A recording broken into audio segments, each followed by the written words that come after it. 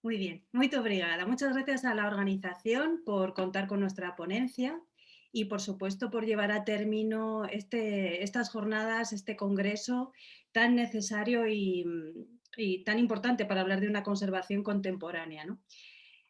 Yo voy a representar hoy a un equipo de trabajo, un grupo de trabajo que formamos parte de un proyecto más global dentro de la ingeniería, con lo cual supone unos retos interesantes, está suponiendo retos interesantes. Está ahora mismo el proyecto en marcha, así que esto va a ser un work in progress.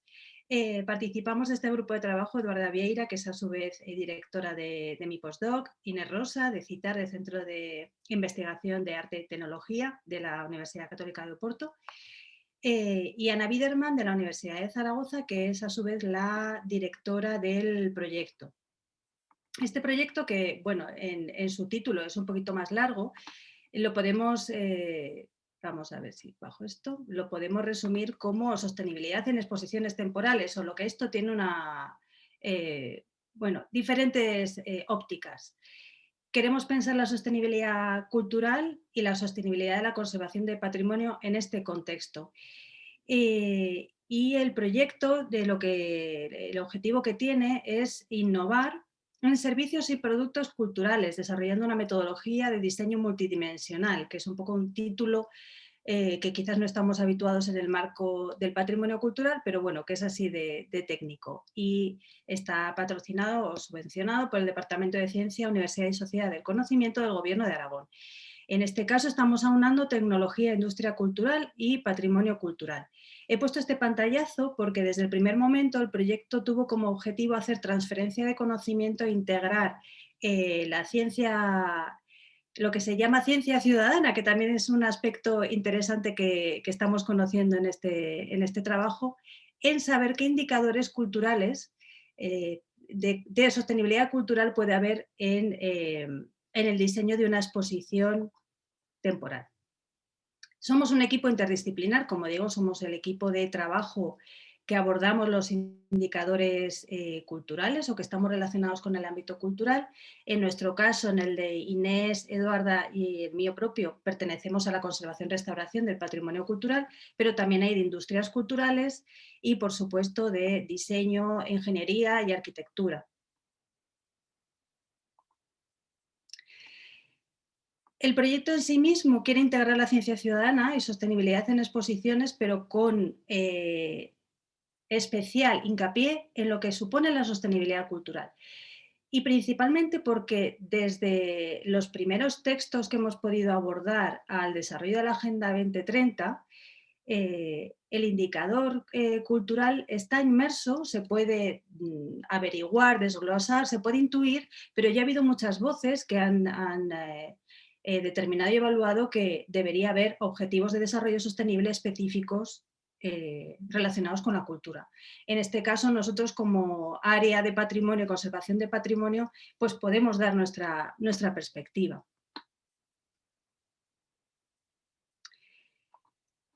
Por tanto, para averiguar estos indicadores de sostenibilidad cultural, también en el contexto de sostenibilidad medioambiental, sostenibilidad económica y social, el proyecto aúna tres tipos de equipos diferentes. En nuestro caso, ¿cuáles son nuestros objetivos? Pues para ayudar al proyecto, precisamente, identificar indicadores de sostenibilidad cultural desde el contexto de conservación en el ecosistema que supone una exposición temporal que tiene un ciclo de vida. Esto lo ha comentado estupendamente mi compañera Estrella en la primera ponencia. A su vez, ya que estamos intentando visualizar o seleccionar estos indicadores, identificar sostenibilidad, indicadores de sostenibilidad también para la conservación del patrimonio económica, medioambiental, social y cultural. Y como tercer y principal objetivo, por supuesto, es saberlo comunicar al equipo, integrarlos en los resultados, en esa transferencia de conocimiento que va a ser mucho mayor, más amplia. Con lo cual, nuestro reto o nuestros retos son comprendernos desde un lenguaje, la importancia del lenguaje y de los términos, comprendernos desde un lenguaje de ciencias humanas, ciencias sociales y desde la tecnología. Y un reto interesante sería aplicar la significancia del patrimonio a lo que es la exposición, evaluando el impacto social y cultural, porque nos hemos dado cuenta que aquellos aspectos que analizamos en la significancia para la conservación del patrimonio podrían servir para saber evaluar el impacto cultural de los visitantes que van a esa exposición. Tenemos un bucle interesante aquí. Perdón. Por tanto, nuestra perspectiva va a ser a la aproximación del proyecto desde el patrimonio cultural y a su vez vamos a hacer un análisis de la situación. ¿Está todo dicho en sostenibilidad de patrimonio? ¿Qué es lo que queremos decir cuando hablamos de aspectos sostenibles? También con mis ponentes, bueno, he podido tomar nota de cuestiones muy interesantes y me alegra también que podamos coincidir en algunos aspectos que vamos a ver. Por supuesto, cuando estamos en este tipo de congresos en los que prácticamente todos somos del mismo ámbito, todos nos entendemos porque hablamos el mismo idioma y porque cuando hablamos de fragilidad o de vulnerabilidad sabemos de qué estamos hablando. Cuando tenemos que llegar a transmitir la sostenibilidad del patrimonio cultural en una exposición, en un contexto pues de arquitectos y de ingenieros, la cosa ya cambia. Algo interesantísimo que que ya hemos hecho y que debemos insistir, es que hacer sostenible el patrimonio en el tiempo es asegurar supervivencia, con lo cual habrá que desarrollar todos aquellos protocolos para ello. Sostenibilidad y conservación, ¿está todo dicho? Nosotros estamos ahora mismo en un estado de la cuestión. A grandes rasgos sí que podemos decir que lo que he comentado, que asegurar la permanencia del patrimonio es prever los riesgos, es prevenir, es adelantarnos y planear medidas y es gestionar situaciones de catástrofe. Por otro lado, es actuar de manera sostenible. He querido también ubicar en la presentación el Observatorio de Gestión de Riesgos de la Universidad Complutense de Madrid, que actualmente pues, es una plataforma muy interesante para primero saber qué es lo que está ocurriendo y tener todos los recursos a mano sobre prevención de riesgos y emergencias en el patrimonio cultural. Actuar de manera sostenible y también accesible, porque estamos hablando de exposiciones temporales que sin duda es una herramienta de comunicación y de accesibilidad en el entorno de los museos, y más aún desde que podemos celebrar que tenemos una nueva definición de museo en el que bueno, el aspecto social y cultural toma más relevancia. Hay que decir también, es algo que solemos comentar en las reuniones de trabajo, que el conservador restaurador en su ADN tiene integrada la sostenibilidad, más que nada porque solemos apurar siempre o pensar dos veces tanto procedimientos como los materiales que vamos a utilizar. Reciclamos, no malgastamos, simplemente porque tampoco es que disfrutemos de unos presupuestos muy amplios. Ana, Entonces, te quedan 2 minutos. 2 minutos, bueno. La gestión del conocimiento que estamos haciendo es identificar todas estas fuentes para poderlas tratar, para generar nuevo conocimiento y hacerlo accesible al proyecto.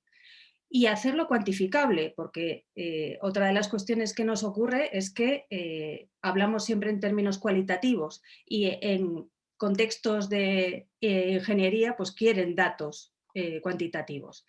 Finalmente, algo que hemos identificado en este análisis de 160 fuentes relacionadas con sostenibilidad, patrimonio, sostenibilidad y conservación, es que ¿de qué hablamos cuando hablamos de sostenibilidad y patrimonio? Pues de 3 aspectos. Hemos identificado 3 grupos.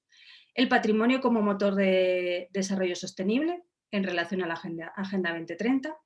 Patrimonio como objeto de acciones de conservación sostenibles, y aquí sí que podemos hablar de algo que tenemos, que conocemos más, que son las acciones verdes o green conservation, y no solo eso, sino también en la prevención de riesgo.